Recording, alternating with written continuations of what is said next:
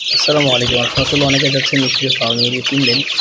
যারা কিনবেন অতি শীঘ্র যোগাযোগ করতে হবে। আমাদের এই ফার্মে সীমিত কিছু মুরগি আছে ৫-৬টা। এদের প্রয়োজন আইসা দেখে নিয়ে যেতে হবে। চাঁদপুর জেলা ফরিদপুর থানা আড়ত বাজার। আর যারা আসবেন তারা অবশ্যই যোগাযোগ করে আসতে হবে। আর আমাদের নিয়ম হলো আমাদের কাছে আইসা দেখে নিতে হবে। এগুলো ১ মাস প্লাস বয়স। যাদের প্রয়োজন আইসা দেখে নিয়ে যাবেন। আসসালামু আলাইকুম।